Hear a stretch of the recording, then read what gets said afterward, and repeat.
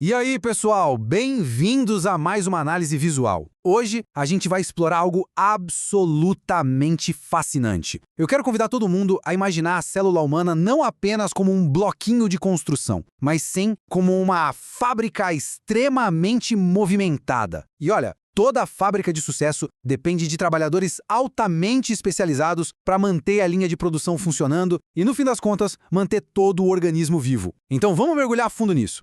Pensem bem, como é que o nosso corpo consegue processar alimentos e sustentar a vida numa velocidade tão absurda? A grande verdade é que, sem um atalho biológico, as reações químicas naturais que acontecem dentro de nós levariam tempo demais, seriam tão, mas tão lentas que a vida, da forma como a gente conhece, simplesmente pararia, a fábrica iria à falência. E a resposta para esse grande dilema da natureza é exatamente o que viemos desvendar hoje. E para a gente dominar essa biologia complexa, o nosso roteiro de hoje é o seguinte. Primeiro, o que são enzimas. Segundo, o mecanismo chave-fechadura. Terceiro, vencendo a barreira de energia.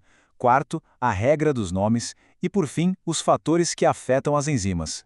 Vamos começar direto com a seção 1. O que são enzimas? Os trabalhadores especializados da célula. A definição chave aqui é que as enzimas são catalisadores biológicos.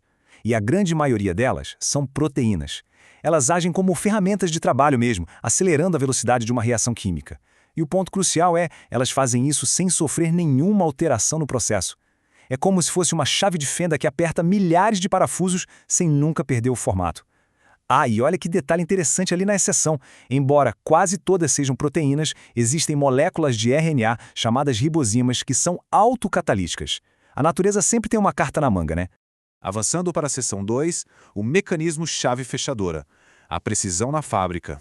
E visualizar isso ilustra brilhantemente como as coisas funcionam na prática. Reparem bem no formato exato dessas peças. As enzimas são altamente específicas. Elas operam sobre o que a gente chama de modelo chave-fechadura. A enzima possui uma região bem específica chamada sítio ativo. Pense nisso como uma fechadura perfeita que só aceita uma única chave, que no nosso caso biológico aqui é o substrato. Se o formato do substrato não for milimetricamente compatível com a forma proteica natural da enzima, a porta não abre e a reação não acontece. Trazendo isso para o passo a passo, a coisa flui assim. Primeiro, a enzima encontra e se liga ao seu substrato específico. No passo 2, a mágica química acontece, formando o que a gente chama de complexo enzima-substrato. É aqui que o trabalho da fábrica está a todo vapor. E, finalmente, no passo 3, depois que a reação acontece, o produto final é liberado. A beleza desse negócio todo? A enzima fica completamente livre e intacta, só esperando para se ligar a um novo substrato e repetir todo o processo. E aqui a gente tem um exemplo maravilhoso disso na real, a enzima sacarase em ação. Observem como o substrato, que é a sacarose, acompanhada ali pela água, se liga perfeitamente ao sítio ativo da enzima. Ocorre o complexo, a reação acelera e na saída desse processo a gente tem dois novos produtos, a glicose e a frutose. E a enzima roxa lá embaixo? Fica exatamente como estava no início, pronta para o próximo turno de trabalho. Isso nos leva à seção 3, vencendo a barreira de energia. Esse é, sem dúvida, o maior hack biológico da natureza. Imaginem o seguinte, olhem para aquele enorme pico da curva vermelha. Essa é a energia de ativação necessária para uma reação ocorrer sem a ajuda de uma enzima. É tipo tentar empurrar uma pedra enorme por cima de uma montanha gigante. Agora, olhem para a curva azul, que representa o mesmíssimo processo, só que com a enzima em ação. A montanha ficou muito menor. O que a enzima faz é simplesmente diminuir essa parede de energia que a reação precisa pular, acelerando o processo todo. E notem um detalhe super importante. Os pontos de partida dos reagentes e os de chegada dos produtos são exatamente os mesmos. É literalmente o atalho biológico perfeito. Vamos para a seção 4, a regra dos nomes. Como a gente identifica esses trabalhadores no dia a dia? A dica de ouro aqui é o sufixo -ase. Sempre que a gente bater o olho nessa terminação, pode apostar com certeza que estamos lidando com uma enzima. Muitas vezes o nome é tão direto que simplesmente pega o nome do substrato e gruda o sufixo no final. Amilase trabalha no amido, protease nas proteínas, lipase nos lipídios. Super intuitivo, né? Outras vezes, o nome nos diz exatamente o que a enzima está fazendo na reação, como a lactato desidrogenase. Com essa regrinha simples, qualquer pessoa consegue identificar na hora um desses operários biológicos num rótulo de exame ou num suplemento. E, finalmente, a seção 5, fatores que afetam as enzimas. Afinal, estamos falando de máquinas biológicas super delicadas. O primeiro grande fator é a temperatura, e a relação aqui é bem intensa. É como se fosse o limite de velocidade da vida. Inicialmente, se a gente aumenta a temperatura, a taxa de reação também aumenta. É como dar uma injeção de ânimo e acelerar toda a linha de produção da fábrica. Mas olha, existe um limite crítico para isso.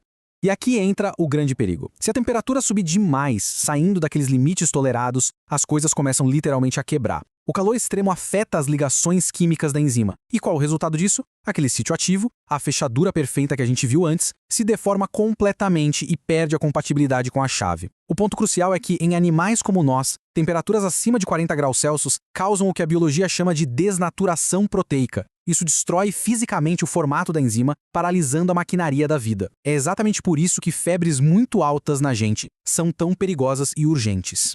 Além da temperatura, o pH do nosso corpo, ou seja, a acidez ou alcalinidade, é igualmente fundamental. Níveis desregulados também podem inutilizar completamente essas ferramentas.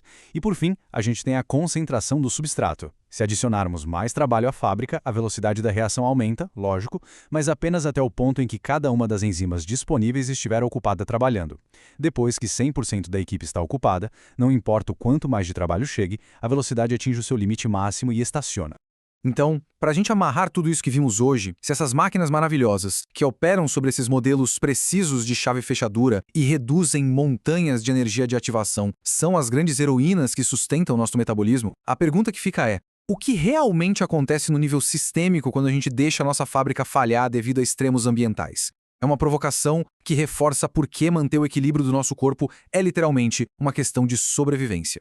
Eu espero que essa análise de hoje tenha deixado a química da vida ainda mais clara e fascinante para vocês. Continuem curiosos e continuem explorando.